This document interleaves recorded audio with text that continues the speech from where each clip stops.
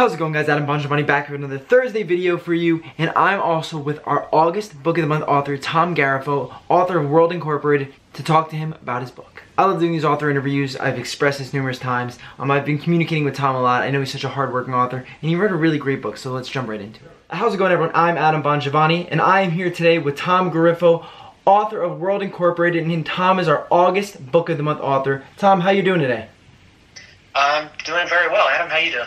Good, good. Thanks so much for joining me. I appreciate it. I know we've had about 20 emails back and forth, so I feel like I know you already. So I'll give everyone else the chance to get to know you. So you're the author. You're not an author. You're an author. You're an author of World Incorporated. So you want to give a little background information on what World Incorporated is all about?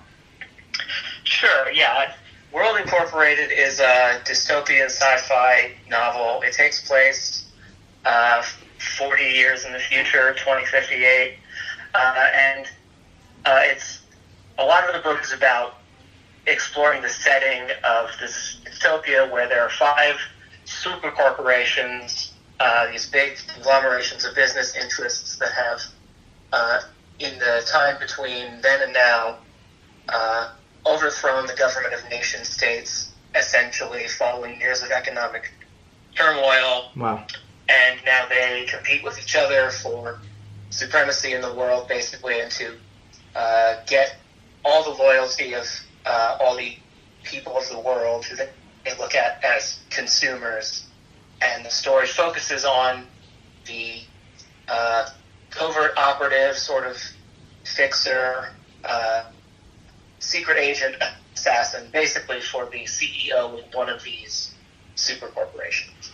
Wow. So, was this book idea, like, where did you get the inspiration for it?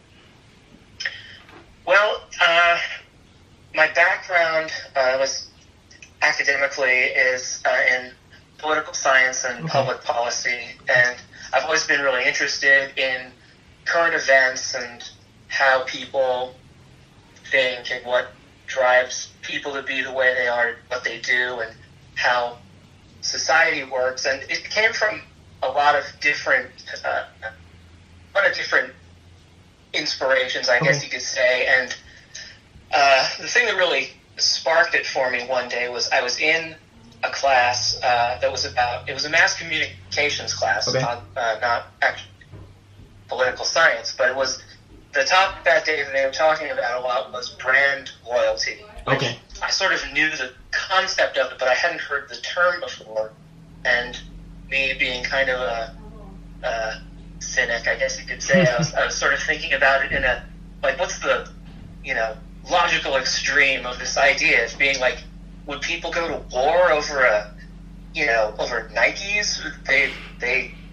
They're so in love with the corporation that they're, and then I started just all of these ideas that I'd had in my head over time just kind of snapped together in one moment, and I was like, yeah, what if they did? And so I was in this class, and this is the kind of class that, like, a lot of the school athletes were in it, and it was not a difficult class. It was mostly about, like, have you watched TV shows recently? What happened in them? Yeah. But there aren't a lot of people in there really madly taking notes. But I was in there, and I just got this inspiration like that for this whole sort of novel idea, and I'm madly writing it down in the back of my notebook that I should have been using for class, and scoping out this whole thing basically in a couple of minutes. The class ends, I'm still writing. Everybody leaves the lecture hall, I'm still writing. Even the professor walks by and gives me this really weird look like, nobody cares that much about this class, what are you doing? So and then it all just, it came together, and that's how it came to be, really. Wow, that's so cool, though. So, like, it just stemmed from this kind of, like, class that I guess many people might have not taken too seriously. It's so interesting to talk to authors and find where they get their inspiration for their books. How long ago was this? So this was when I was in my undergrad, which graduated in 2011, which is actually pretty surprising for me. I don't feel like it's been that long. I know. So I was writing it. It took about 2.5 or 3 years, and I was done basically. Oh, wow. About the start of 2011, yeah. Got it.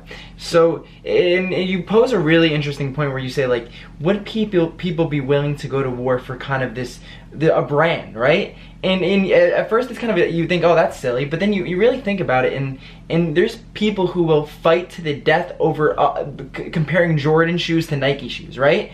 There's people that, I'm sure McDonald's lovers, that'll never go to Burger King. And it starts getting a little less crazy as you begin to kind of dive deeper into the topic.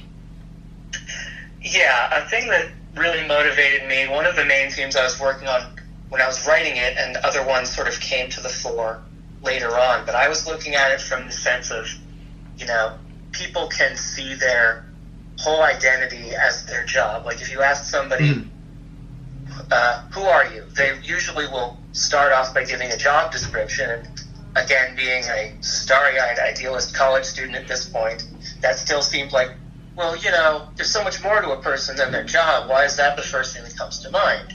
So if you consider, though, that that's sort of wrapped up with these business interests, if they all come together and become these sort of larger organizations that are in somebody's life, from birth till death, and it just becomes so much a bigger part of their lives and who they are.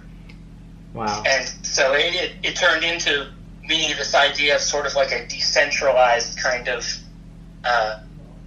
nation. I guess technically nations don't have to be centralized, but that was how it came about. It's impressive, though. It's such a cool story, and if this were more than 15 minutes, we could dive a little deeper. But let's go to the process of writing the book. What did you consider the most difficult thing from being an author and writing this book and actually putting pen to paper, and whether it be the publishing process? What was most difficult for you? If we're including the publishing process, then I guess I'm currently in it, because I've writing stories for me has always been really just sort of rewarding and fun on its own. That being said, the most difficult thing, I think, for me, or maybe for anyone in writing, is just merely making the time. It's to write something that comes out to be like 100,000 words. It's just a big investment of your personal time, and that comes out to be a sacrifice. In my case, it's just college, and already when you're in college, you sort of like, there was this joke, it's like sleep, work, social life, two of those. Yep. So you already have that separation. I basically gave up a large chunk of my social life because I felt really compelled to work on the story at the same time. It seems like it was worth it, though. If you go through whether it be Amazon or Online Book Club, there's all these high reviews and people who love the book. That's something that probably never gets old, when people compliment a world that you created, right? Like they're really saying, okay, this is your creation, and I admire it so much that I'm willing to compliment you on a public forum. How does that feel?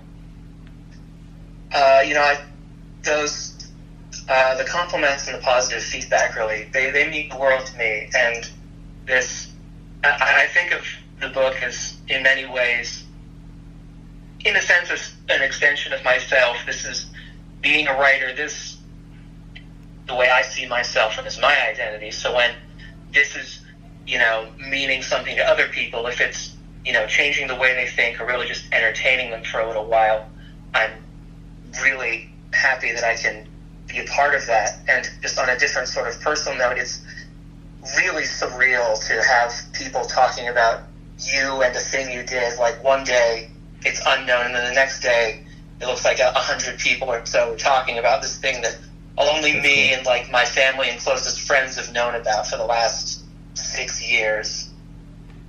That must be a remarkable feeling to create this world and push it out there, and then all of a sudden all these people are talking about the characters and what's going on, and it's not only kind of your little secret anymore, it's shared with as many people who are going to find this book. It's like I said, I'm very glad for all the people that have had kind words, supportive words, or who the book meant something to them. Hopefully I can find a way to make writing and authorship be a bigger part of my life from now on, or maybe my whole career, fingers crossed. That's been sort of the dream since I was like 8 years old or something like that. Of course, it's an amazing dream. As for future writing projects, will there be a sequel to World Incorporated? I think I may have touched on this in the other interview I did, the written one, and I really want, if there's a sequel, I want it to be something that can stand on its own, and also, it would delve into its own themes and look at, different sides of this world, maybe introduce a couple of other characters. Obviously, there'd be new conflicts, etc. So I don't want to write one just to give more of the same. Seems like there are a lot of things out there in media today where it's like a sequel just for the sake of being more. True. But I think I've had a long time to think about what would go into a sequel, and I have a decent sort of, I have kind of nebulous idea of what it would be in my head, so there's definitely a possibility for it if I think it can be done. Well, I hope that we can do another interview when that happens, or if that happens, and you can announce it live on here. But let's go also, because there's so many writers out there who or I guess I wouldn't say wannabe writers, but people who aspire to be a writer or an author. What advice would you give to any authors who are kind of struggling with the process and really maybe not doing well with the publishing, or they're just struggling to kind of get pen to paper and write a book? What advice would you give to them? Well, I'm not exactly the best one to ask about publishing because I'm still in the middle of doing that. But when it comes to writing itself, I guess it should be something that is meaningful to you.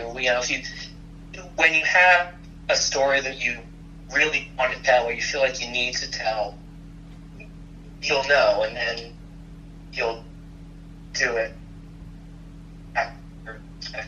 Like I said earlier, it's also a matter of being able to set aside the time, and at least for my process, being able to have fairly calm mind, quiet surroundings, not a lot of distractions.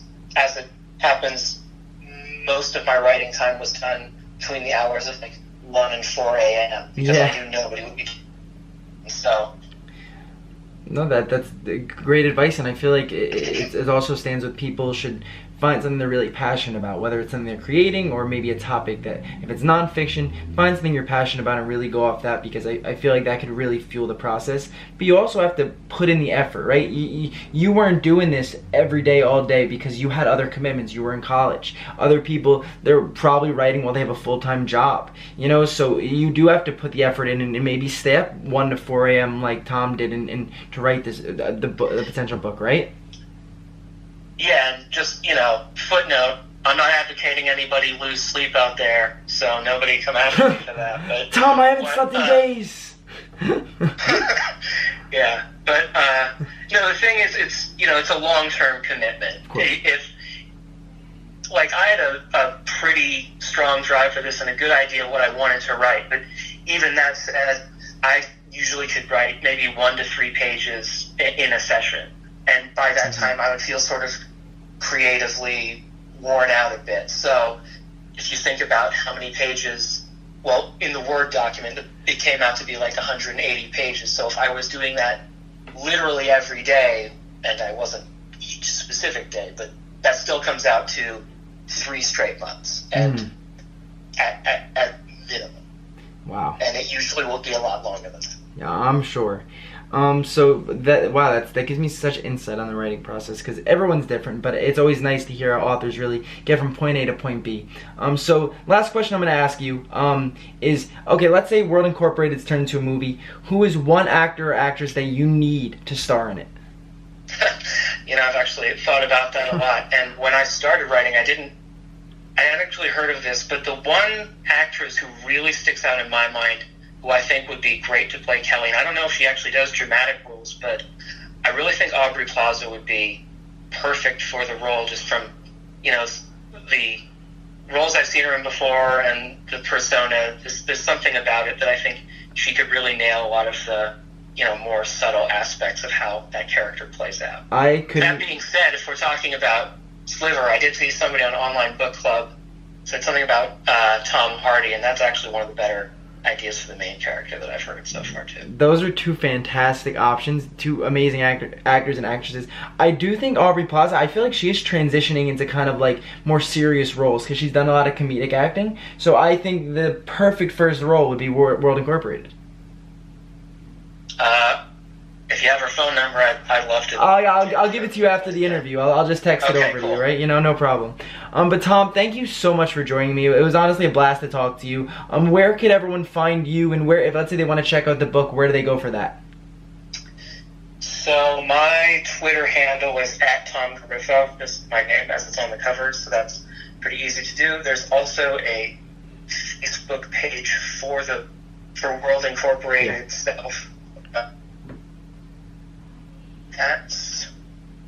I could link it. I could link everything in the description, especially when we post this on YouTube. So I could find everything pretty easily, and we'll get it out there to everyone. Tom, thanks so much for joining me, man. I really appreciate it. Oh, thank you so much for talking to me too. And just so everyone knows, it's on Amazon, but I also put it on pretty much every other platform for anyone. Perfect. We'll get that all linked up. And Tom, thanks so much. And when World Incorporated 2 or whatever the sequel will be called comes out, I hope to have you on again.